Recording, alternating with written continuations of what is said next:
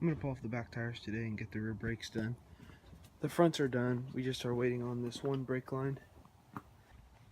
And we need a couple of those copper washers, but my dad got one tire mounted up yesterday while I was at work.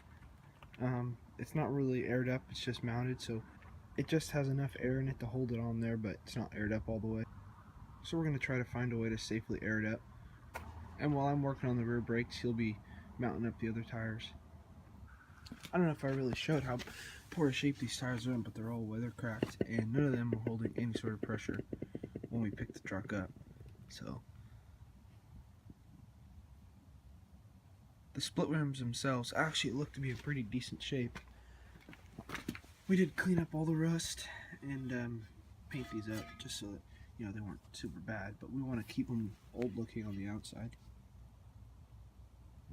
The guy we bought the Dodge from actually had all the tools to put the split rim wheels on, so if you guys remember, I broke these loose a long time ago. So now it should be pretty easy to get them off.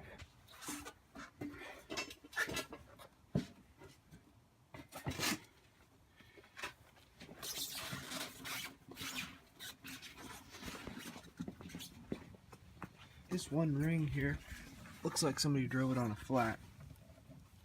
But luckily when we bought the truck there was an extra ring around here somewhere, so we'll put that one on the other side here. Who knows, maybe that's why it was sitting here.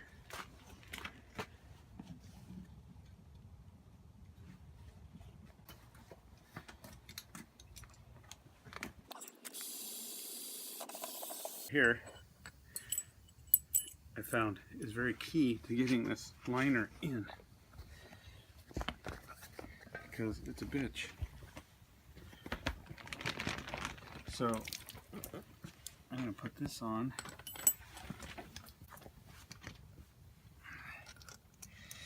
And this will keep the tube from turning in the liner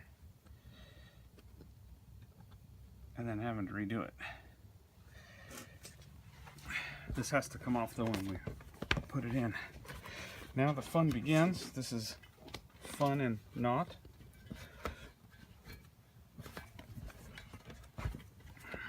So we got to get this liner shoved in the tire.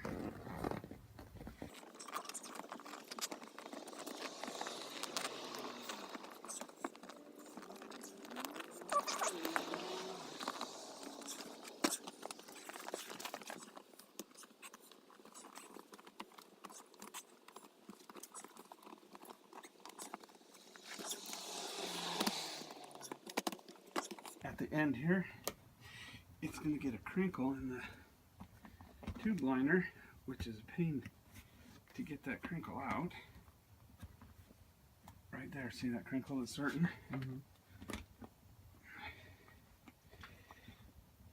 I got it all done, and then it had turned on that stem yesterday.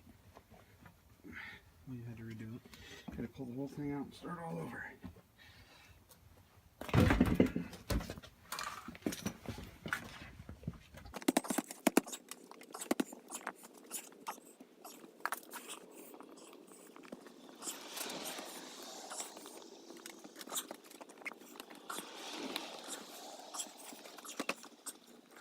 Look, it's almost just about worked out.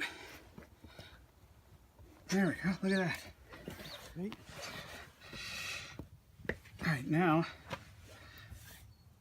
the second pain in the butt is getting that turned stem into the right spot.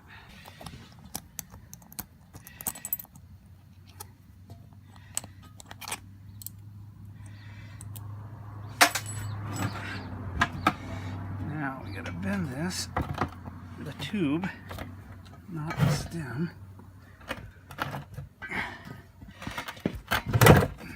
Now, you can get that liner in there so it doesn't pinch.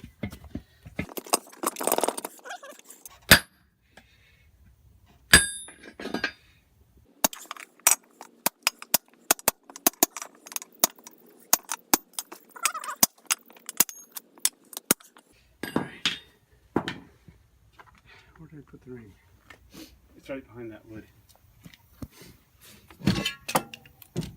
Alright, now this has been all, wire wheeled it, got all the stuff out of here and here, shot a good coat of paint just to protect it from rust. Now the ring.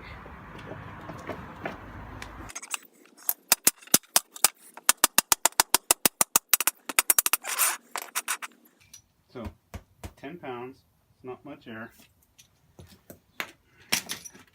Just enough to hold the rim. And you can see here, see it's seated all the way around. So this is tight. So that's good up until we do our safety to air them up.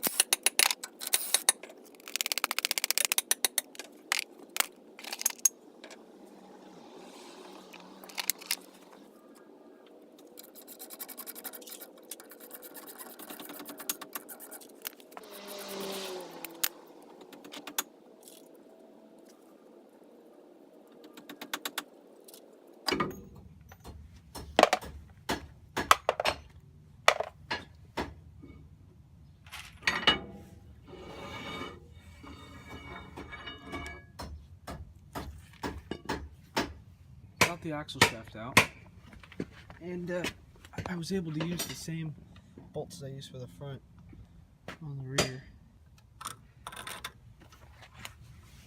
Okay, so that seal is a total piece that loosened up. Well, this one was the same as the front.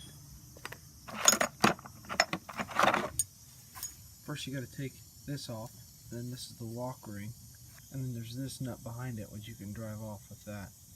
So now the drum should come off.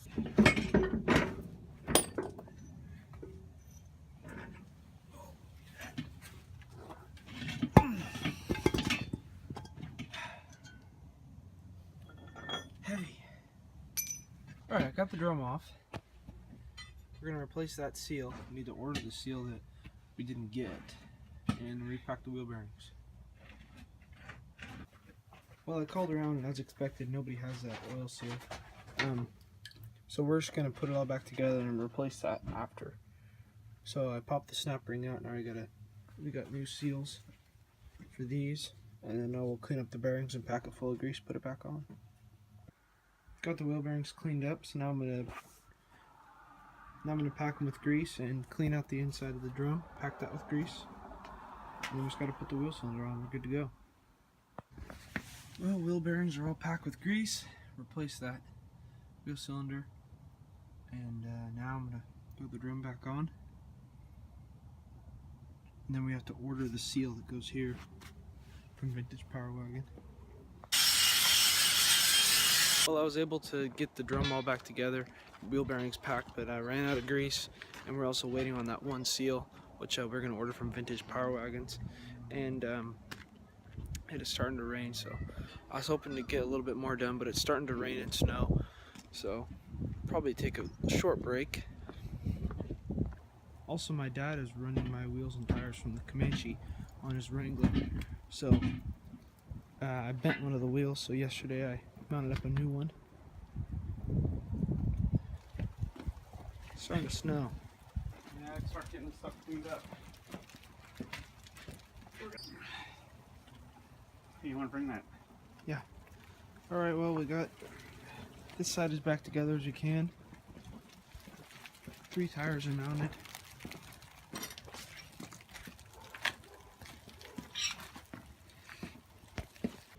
Alright, we're at O'Reilly's. We're gonna grab some grease.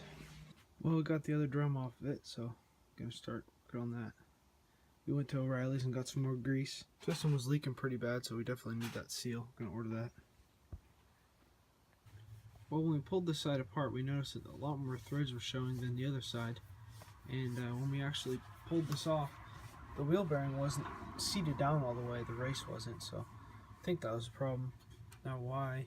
I'm not 100% sure, but drove it out. It looks all right, so we're gonna try to put it back in. See how it goes.